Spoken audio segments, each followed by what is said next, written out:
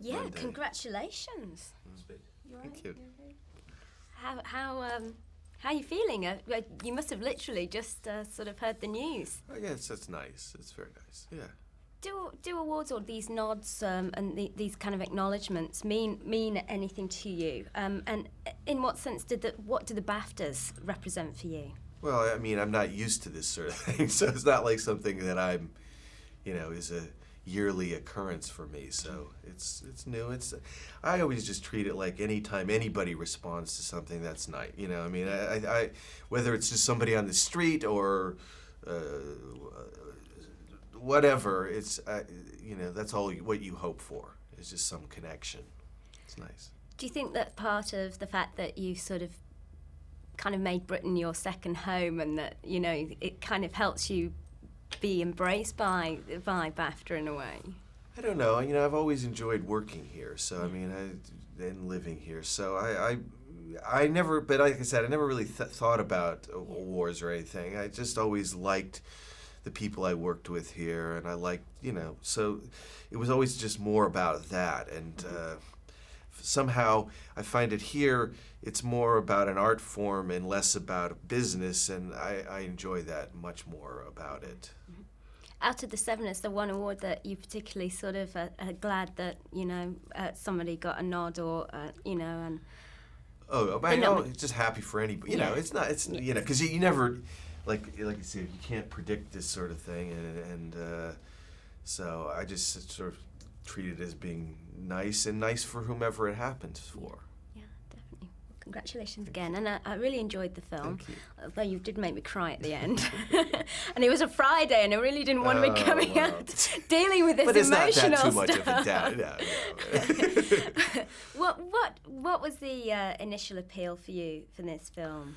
Well, it was that sort of unique relationship between the parent and child, just how different it is to every other type of relationship you have. And I think that I always found it was quite difficult to discuss that, and I thought that the film, when I read the script, it sort of explored that, and I thought, well, it's the most, it's a relationship that we all have with, whatever your relationship with your parents is, and so it was a good way to explore that.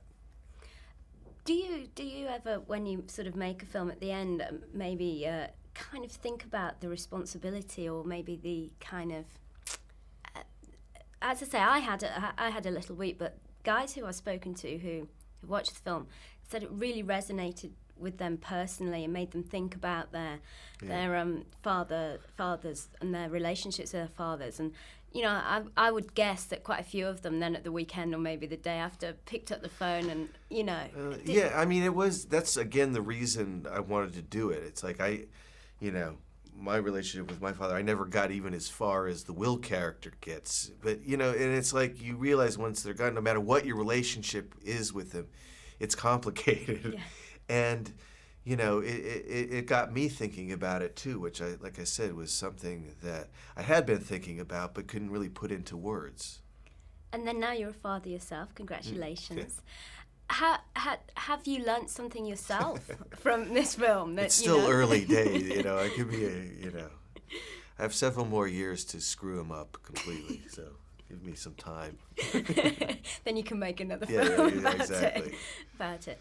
Wonderful casting in this film, but obviously the dual casting of the roles.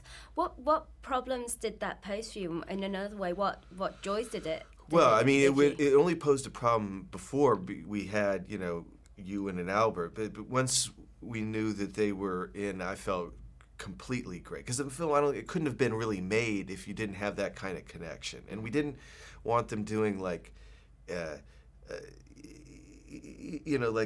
caricature, but that was what's so good about Albert and Ewan. They both are so strong individuals, and certain type of actor that I felt really, really lucky. And the same with Alison and Jessica. It's like I don't know if the film could have been made without those sort of spiritual connections with those characters.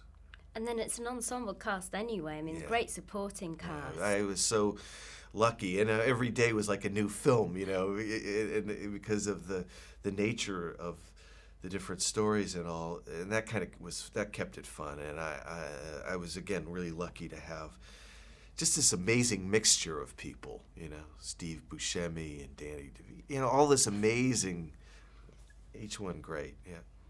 And you chose to work on location.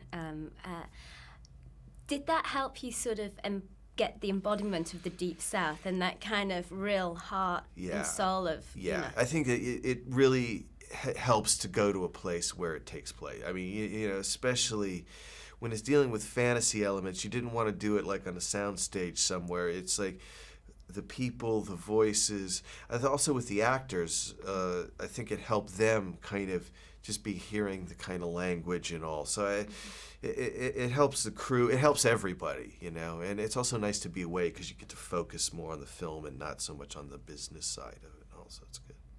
Were you sad to leave in a way? No. No, it's not, no. I was ready to go, yeah.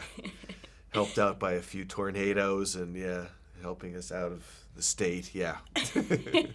Come back home to Britain. Yeah, where the weather is much more calm, actually, than the South.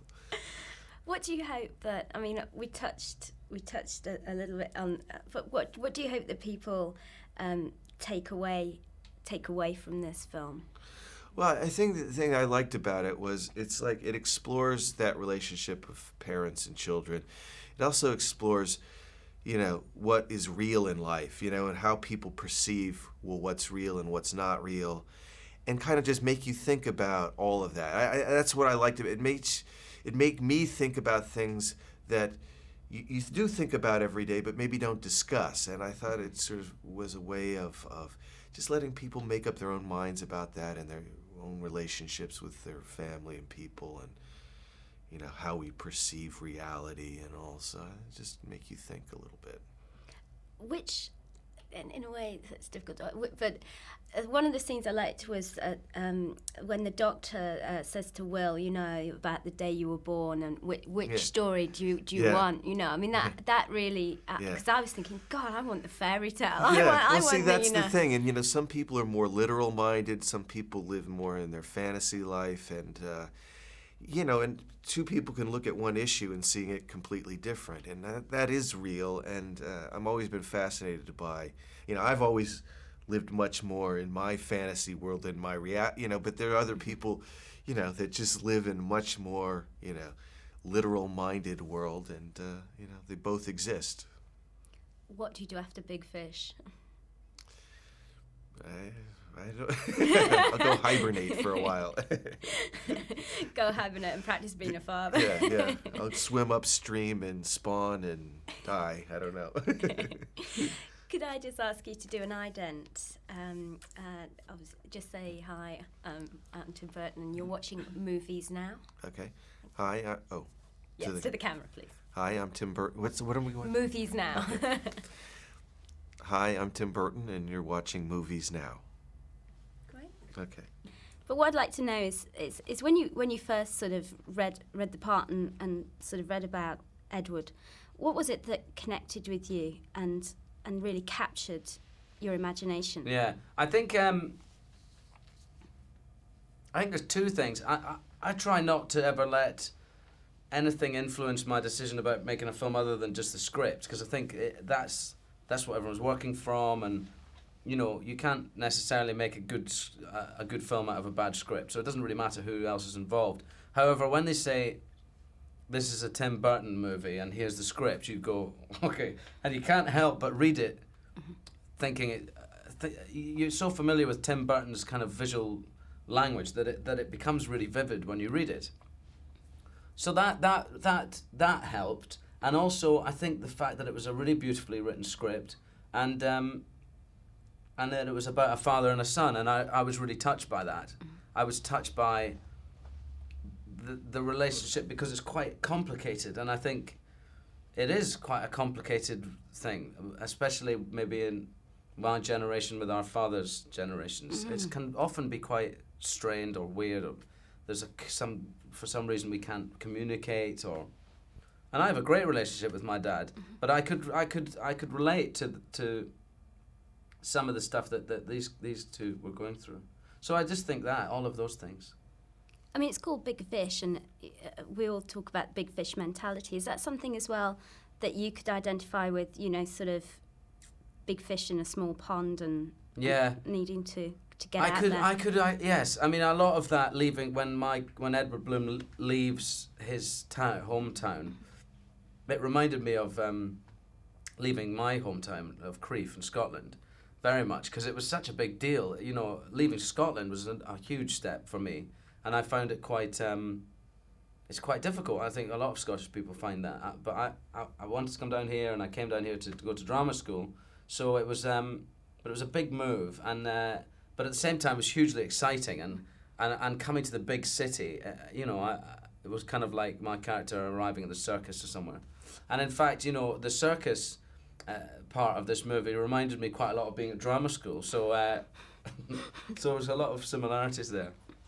That's always one of the things that fascinates me. What kind of makes somebody want to become an actor? Is it kind of like wanting to constantly be on an adventure, and also the storytelling element, and that, and in a way this film to me sort of must have been the ideal role for an actor, because there's nothing you almost like do in this film. Yeah. You go on such a fantastical journey. Right. Is that again something as that in your inner self as an actor presented you with such an opportunity to explore? Exactly. Well, it was every day on this film was like making another movie. You know, it was one minute I was in the circus, the next minute I'm driving a car and it was sideburns, and I'm just, you know, I got to play this guy from 18 through to 52 or something, and that's always really challenging for an actor, to get to play someone with that kind of age range, and then all the different things that he gets up to was fantastic, and yeah, you're absolutely right. It was great for an actor. And why do people want to become actors? I don't know. I decided I wanted to do it when I was 9, and I'm sure it's because my Uncle Dennis was an actor, and I wanted to be like him. You know, I still do want to be like my Uncle Dennis. So that hasn't changed. I think, so I made my decision then, and it's difficult to say why. I loved old movies, and I liked old black and white movies, and I still sometimes can't believe I'm in them. You know, it gives me a thrill to see myself in the cinema, an opening or something. I still kind of wonder that I'm up there. So, yeah, I still like it, and it gives you an opportunity to experience, it's kind of second-hand, a whole bunch of stuff that you would never do, you know. I've fast-roped out of a helicopter into a war zone, and I've sung on top of an elephant, and I've done a lot of stuff that I wouldn't normally have otherwise done. Yeah. I've been naked in front of hundreds and hundreds of people on a rock and roll stage, which is something normally you'd be arrested for. However, I was paid quite a lot of money to do so. Yeah, I think it might have a changing career for me. Yeah. And of course, one of the big pulls must have been playing the young Albert Finney. Yeah, you know, sure. But you had no scenes together. So how did you sort of work that out? Well, we spent some time together, and I have to say it's a huge honour to even meet Albert Finney, and to be in a movie with him, it blew me away. But to actually play him, you know, as a younger man is ridiculous. So we didn't spend nearly as much effort as you might imagine being the same guy. We worked with the same dialect coach, and she gave us the same voice, if you like. She gave us the same, because we were both playing in Alabamian accent, have you said that? And so she kind of gave us the same voice, and that does a lot of work for us. And then we just hung out. We liked to fish together, but I just, more than anything, I just liked hanging out with Albert, because he's a fantastic, fantastic man. He's a beautiful man.